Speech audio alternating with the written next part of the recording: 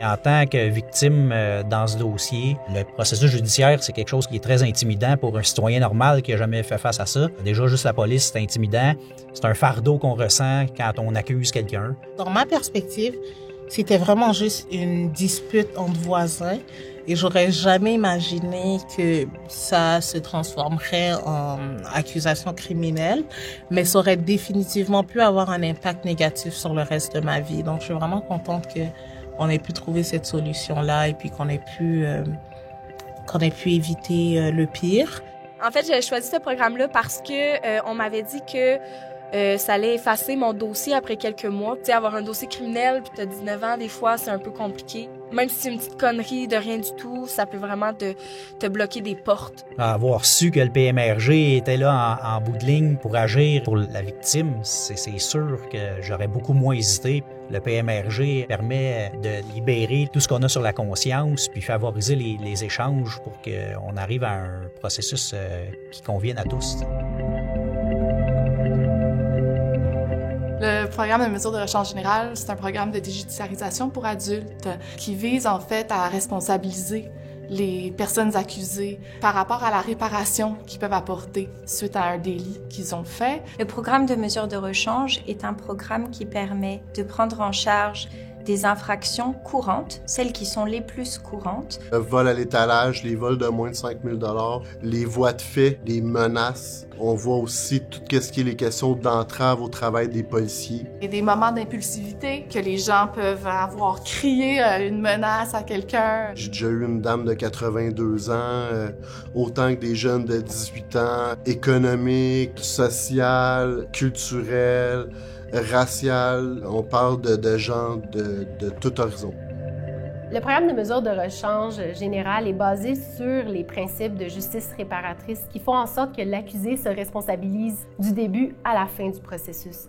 Alors, contrairement au processus judiciaire où l'accusé peut comparaître par l'entremise de son avocat ou qu'il peut ne pas se présenter à la cour, l'accusé, dans le cadre du processus qui est visé avec les intervenants d'Équijustice, va devoir se présenter aux rencontres, va devoir prendre une part active à la réparation des torts, qu'elle soit envers la victime ou qu'elle soit envers la société. Les principaux partenaires du programme de mesures de rechange générale, c'est essentiellement les procureurs, les organismes communautaires, les fondations, en fait, tout ce qui est à but non lucratif puis qui va offrir un service à la collectivité. On retrouve aussi le Centre d'aide aux victimes d'actes criminels, le CAVAC, qui est un de nos grands partenaires également.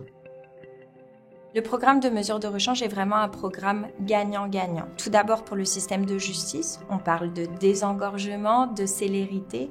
Ce que ça veut dire, c'est qu'on va pouvoir prendre en compte autant d'infractions, peut-être même davantage, en beaucoup moins de temps de procédure et beaucoup plus rapidement. C'est aussi un programme qui est gagnant pour les justiciables parce qu'il va n'y avoir aucune concession sur la qualité de la prise en charge qu'on va leur offrir. On va leur donner du temps de qualité, on va être à leur écoute, on va leur consacrer beaucoup plus de temps. Donc c'est une manière de faire beaucoup mieux en beaucoup moins longtemps. Une fois le dossier autorisé pour le programme de mesures de rechange générale, on va communiquer avec l'accusé pour entamer sa démarche. On va discuter avec l'accusé de quelle mesure fait du sens pour lui ou elle. C'est vrai que par téléphone, je t'avais un petit peu expliqué qu'est-ce qu'on allait faire aujourd'hui. On est là pour déterminer la mesure. Puis là, tu m'as parlé des événements. Puis si t'es là aujourd'hui, c'est que tu reconnais un petit peu tout ce qui s'est passé. C'est ça, aujourd'hui, ce qui est important, c'est de voir le sens que tu voudrais donner à ta mesure. Quand je te dis le sens, qu'est-ce que tu en comprends? De l'autre côté, il y a aussi la personne victime. La personne du CAVAC, le Centre d'aide aux victimes d'actes criminels, va lui proposer, est-ce que ça vous tente de participer au PMRG? Si elle le souhaite, automatiquement, on s'en va vers un échange entre la victime et l'accusé. Un échange qui peut avoir lieu de différentes façons, que ce soit en personne, que ce soit en virtuel, que ce soit par écrit, que ce soit par l'entremise du médiateur. Alors, c'est quelque chose qui va être exploré dans le cadre d'ateliers de communication avec l'accusé et avec la victime. Cet échange-là leur appartient. Dans le programme de mesures de rechange, l'opinion, l'avis, les attentes de la victime sont l'enjeu central du programme. Je pouvais m'impliquer via le PMRG, donc j'ai décidé de le faire. Le processus a vraiment pris une ampleur et s'est accéléré à vitesse grand V, je dirais. On avait des suivis rigoureux et réguliers. C'était facile de communiquer. Puis là, finalement, en m'impliquant, ben là, c'est comme ça que j'ai réussi à avoir des informations de fin de procès, déclaré coupable. C'est tout le PMRG qui m'a mentionné ça. 8-9 mois de stress à jamais savoir si on va aller en cours ou quoi que ce soit. On a hâte que le processus débouche enfin. Puis c'est grâce au PMRG que le processus a pris fin assez rapidement. Souvent, quand un acte criminel est commis, la victime a peu de possibilités d'être entendue sur la manière dont elle conçoit la réparation. Versus le système traditionnel où la victime, elle joue un rôle plus de témoin. Au sein du PMRG, elle prend sa place, c'est sa situation et elle fait part de comment elle veut la réparation. Avec l'idée en tête qu'elle doit demeurer ouverte à des propositions de l'accusé. J'ai décidé de ne pas communiquer avec lui directement. Donc, j'ai participé, j'ai écrit ma lettre, j'ai demandé une lettre d'excuse. Puis, ça a permis de comprendre un peu l'état d'esprit d'un l'autre. Donc, le tout en étant guidé avec la médiatrice, qui a fait un excellent travail pour nous garder calmes. Moi, c'était ça le but de la lettre, c'est que l'accusé prenne conscience des éléments nocifs qu'il apportait à mon travail à ce moment-là. Peu de temps après, il m'a répondu. J'ai compris que monsieur reconnaissait sa culpabilité puis qu'il allait tout faire pour tenter de devenir une meilleure personne, mieux s'intégrer dans la société, etc. Donc, ça m'a touché. J'ai trouvé ça intéressant. J'ai trouvé ça un bel acte de foi de le reconnaître. De ce que j'ai compris, en tant que victime, elle m'a dit que pour elle, c'était juste thérapeutique d'avoir ce dialogue-là dans un contexte qui était quand même safe, où elle n'avait pas à me parler directement, d'avoir un peu d'informations de background sur ce qui s'est passé, qu'est-ce qui a mené à l'événement, et aussi s'assurer que, savoir que ça allait plus se reproduire.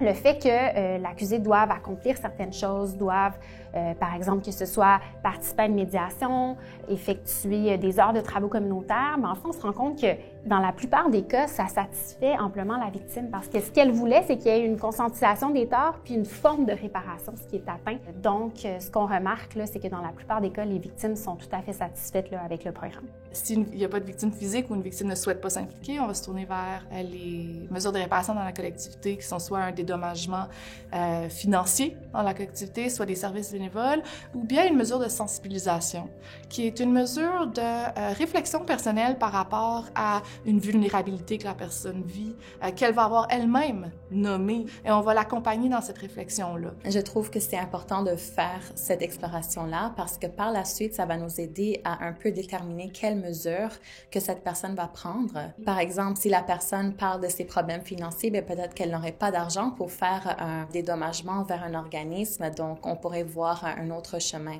Parce que le programme, à la fin, c'est s'il n'y a pas de victime, c'est un programme qui devrait faire du sens à la personne accusée. Moi, je suis allée vraiment vers ce programme-là parce que moi, je travaille vraiment beaucoup. J'ai pas vraiment le temps non plus de faire des travaux communautaires dans ma vie, quoi que ce soit.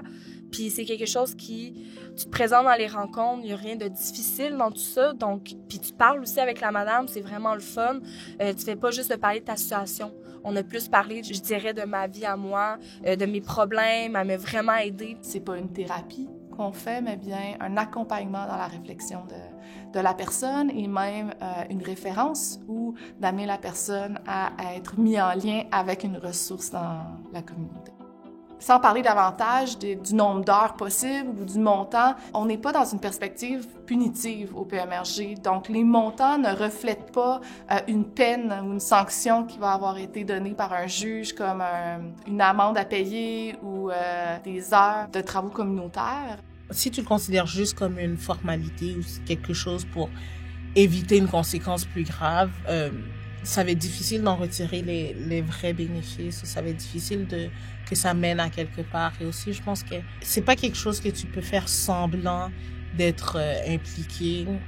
Aussi, être ouvert à en ressortir des choses que tu n'aurais pas vraiment planifiées. Comme, j'ai jamais pensé qu'en faisant ça, à la fin, je serais sortie une personne qui est un peu plus attentionnée. Vraiment, moi, mon intervenante, elle m'a vraiment aidée dans la vie.